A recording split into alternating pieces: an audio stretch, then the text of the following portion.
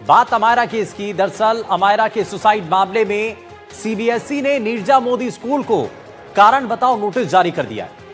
अब आपको बताएं कि 1 नवंबर को कक्षा 4 की एक छात्रा ने चौथी मंजिल से छलांग लगाकर आत्महत्या कर ली और इसके बाद बोर्ड ने इसके लिए जांच कमेटी बनाई थी। बोर्ड की 2 सदस्यीय जांच समिति ने इसमें पाया कि जिस जगह से बच्ची गिरी थी वहां का एरिया फॉरेंसिक जांच से पहले धुलवा दिया गया था। समिति ने यह रिपोर्ट में बताया है कि छात्रा के माता पिता की बुलिंग की शिकायतों को लगभग 18 महीनों तक नजरअंदाज करते रहे स्कूल प्रशासन के लोग। इस मामले में अभी भी पुलिस के हाथ खाली हैं, लेकिन जांच की धीमी रफ्तार कई सवाल खड़े कर रही है। ये रिपोर्ट आपको दिखाते हैं।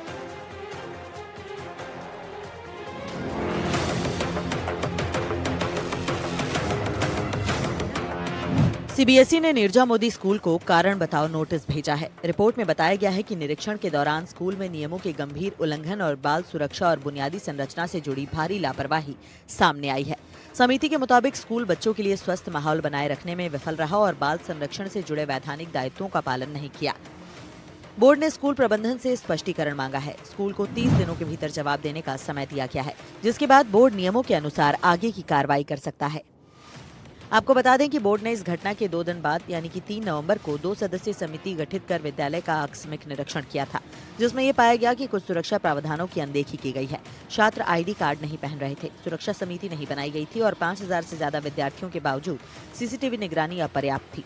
समिति ने सुप्रीम कोर्ट, राष्ट्रीय बाल अधिकार संरक्षण आयोग, राष्ट्रीय आपदा प्रबंधन प्राधिकरण और राष्ट्रीय भवन संहिता के तहत बने सुरक्षा मानकों के उल्लंघन की ओर भी इशारा किया।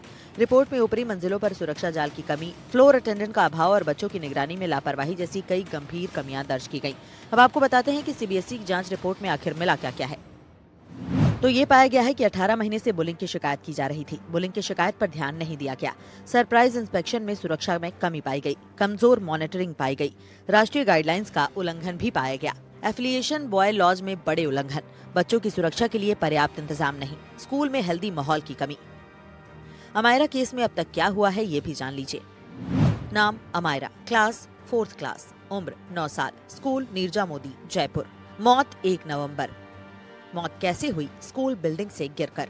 आरोप, बुलिंग से परेशान थी बच्ची।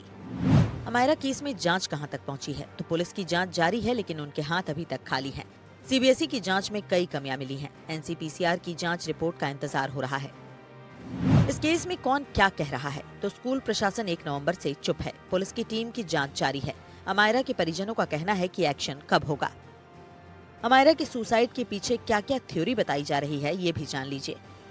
तो स्कूल में बैड वर्ड से वो परेशान थी। बच्चे बुलिंग करते थे, बुलिंग की शिकायत हुई थी, स्कूल ने एक्शन नहीं लिया। आत्महत्या वाले दिन वो स्कूल नहीं जाना चाहती थी।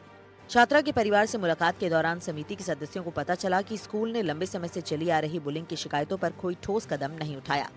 अमायरा की मां का कहना है कि स्कूल का नाम बड़ा है लेकिन जवाब नहीं। काश मैं उस दिन बच्ची को स्कूल नहीं भेजती। सभी पेरेंट्स से अपील, न्याय में साथ दें।